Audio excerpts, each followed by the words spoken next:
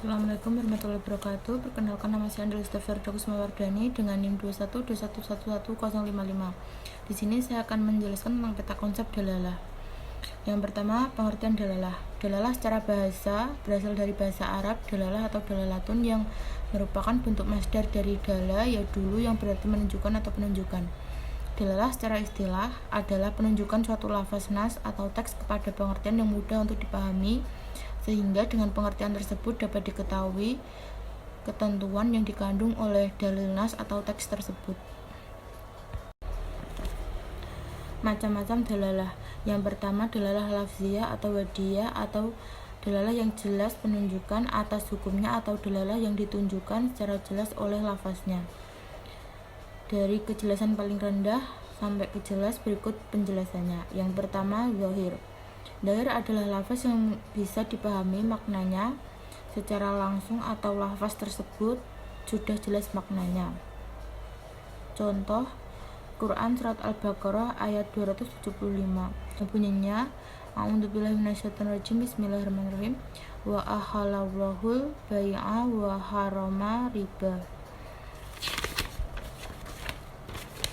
Yang artinya, dan Allah telah menghalalkan jual beli dan mengharamkan riba.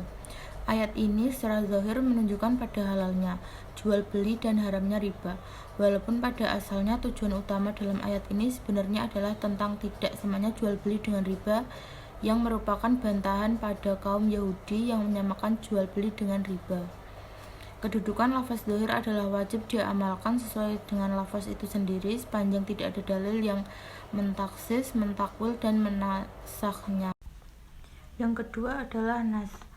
Nas adalah suatu lafaz yang menunjukkan hukum dengan jelas dan merupakan makna asal dari teks.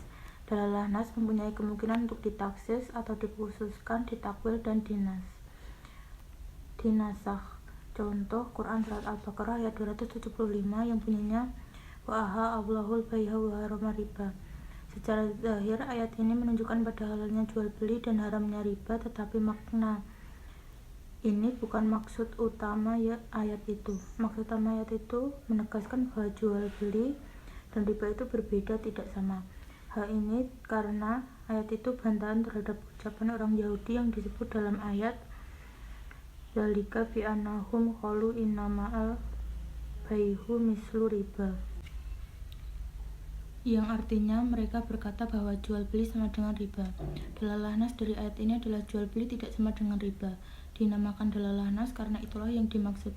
Ayat pertama, wa'aha, membantah ucapan orang Yahudi bahwa jual beli sama dengan riba. Dalalah zahir ayat pertama, Allah menghalalkan jual beli dan mengharamkan riba. Yang kedua, dalalah nas ayat kedua, bahwasanya jual beli tidak sama dengan riba.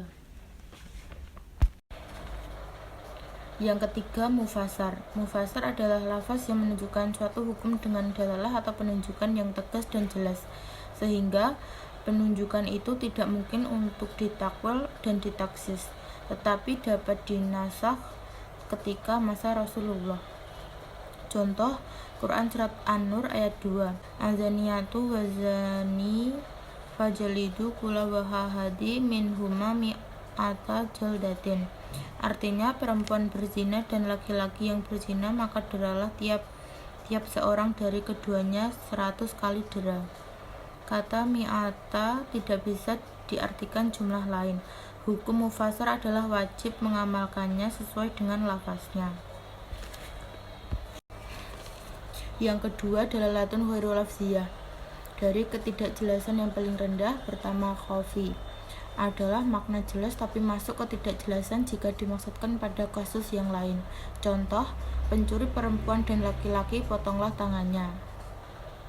Yang kedua, musyikil adalah sesuatu lafaz yang dari penunjukan maknanya terdapat ketidakjelasan sehingga muncul beberapa perbedaan pendapat dalam memahami lafaz tersebut. Contoh, Quran Surat Al-Baqarah ayat 228,